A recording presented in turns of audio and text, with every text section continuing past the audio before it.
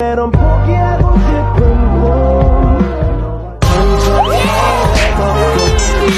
until the end of time. 지금 난 간절히 원해. Hello, my name is Cash Nicole Villeneuve, and as you can see ngayon, mag-isa lang ako since may natutulog na yung kasama ko lagi kapag ako'y nagawa ng podcast.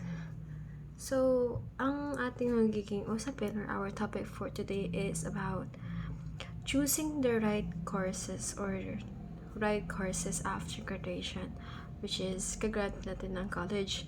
No, not college, ng senior high, grade 12. And as an upcoming college student and also graduating na sa March, medyo hindi pa ako sure sa mga napili kong mapili kong course.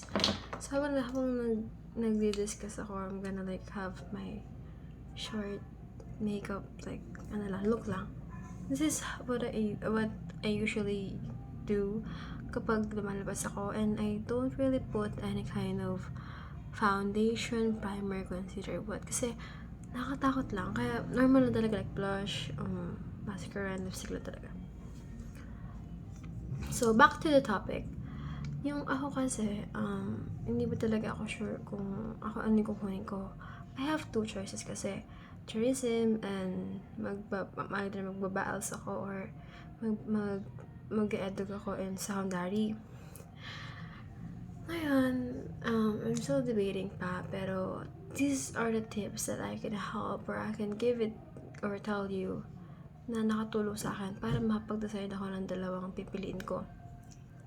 Ngayon, ang una-una kong inisip dyan, yung kung ano hilig ko. Iba kasing interest natin sa skills natin. Well, pwede ka maging magaling sa math, pero mahilig ka sa pagpipaint. Pwede ka maging magaling sa pag-solve, pag-write ng mga essays, pagkakanta, pagsasayaw, and so forth. Pero mas hilig mo yung pagsusulat, mas hilig mo yung pagsasayaw, ganyan. Nag-iiba yung want mo kung saan ka magaling. Hindi ko make sense ba ako? So, ayun, dapat alam mo, kasi sarili mo dapat alam mo kung ano yung want mo. So, ako, yung kasi yung pinaka first step ko para malaman kung ano gusto ko. Ako kasi nung bata ako, gusto ko talaga sumakay sa airplane. Gusto ko talaga mag-travel. And gusto ko talaga makapag-serve ng mga ibang tao, mga foreign people. And not just foreign people, but also the mga locals. Gusto ko lang talaga nag-help, and gusto ko lang talaga sa airplane. And I also want to travel, and not only that, I also want to overcome my fear of heights. And I feel like choosing the tourism as my course or as my program for the college is the best choice for me lang. And the next one is kung saan ka magaling, ay kung ano yung subject na in-specialize mo, kung English, mga ganyan. And then i-point out mo rin yung mga parts na kung saan ka hindi gaanong ka-skills, hindi gaanong kagaling, gano'n. Kasi pwede magkaroon na magiging hindrance yan kapag magawa ka na talaga. Hindi na siya magiging hindrance kasi pwede mo naman siya mapahusay, ganyan, mapastrand yung yung kahinaan mo. Pero syempre, kailangan mo kasi, tingnan mo rin kasi mas mahalaga na mas nag-focus ka sa kung ano yung gusto mo, sa kung ano yung gusto ng puso mo. Ngayon, akin kasi, bakit ko napiling mag-eduk? Actually, ayoko talaga nagtuturo. Promise, pero ayoko talaga nagtuturo. Nakapagturo ako, pero wala talaga akong pasensya. Pero kaya ka naman magturo, pero syempre, nakakaano lang. Pero, dahil I really love English talaga, super duper love ko yung English. Kaya if I were to take eduk, English yung kukunin ko for my specialized subject.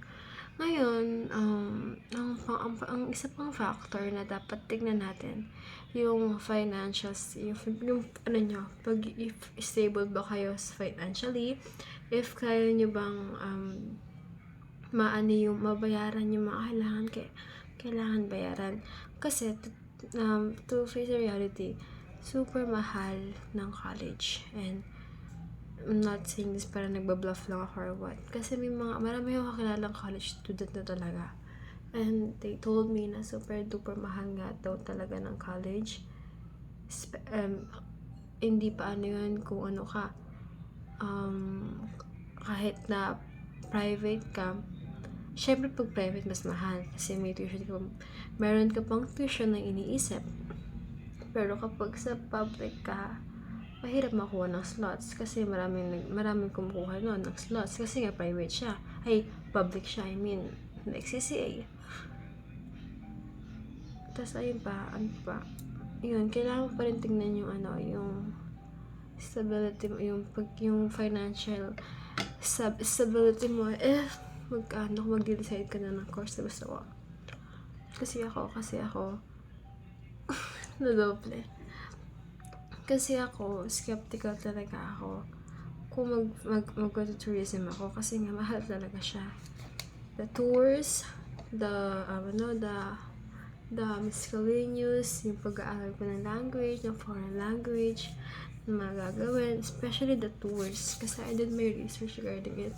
And mahal talaga yung tours talaga niya, mahal talaga siya. Kasi, naglilibot ka, and hindi naman pwedeng akuhin ng school yun. Although may scholarship na available, pero as of right now, sa place sa ngayon, based lang sana, para hindi pa ako ganun, nakapag-inquire talaga, or nakapag-check talaga sa ibang colleges, pero ang pinaka-lowest na nakita ko, I mean, not lowest, pero ang mga scholarship na nakikita ko na available sa mga uni or mga private school is yung mga tech. Like sa tech, sa mga technology, IT, ganyan. HM, yun yung kinukuha nila for full scholarship. Yan ako. So, yun naman, mag-try ng isang na ayoko. Kaya lang, realistically speaking, kailangan ko talaga kailangan ko talaga yun kasi sayang yung oras. Ayan, ako, napag-decision ko muna na I want to work muna. You have the choice. If you want to pursue something na na mahal, like tourism nga, mahal, or minsan mga chef. If you want that, if you want to take culinary, mahal talaga yun.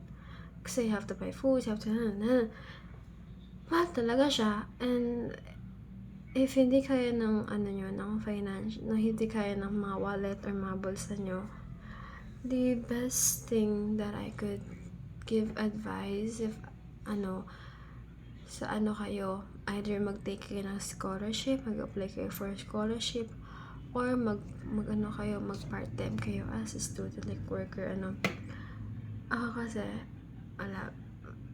hindi ko alam kung, actually ako undecided pa talaga ako if magka-college ako this year or rest muna, tapos mag-work muna ako, tapos to build my own money, like allowance man lang pambayad sa bayarin ko sa college kasi malaki yung cost ng college talaga.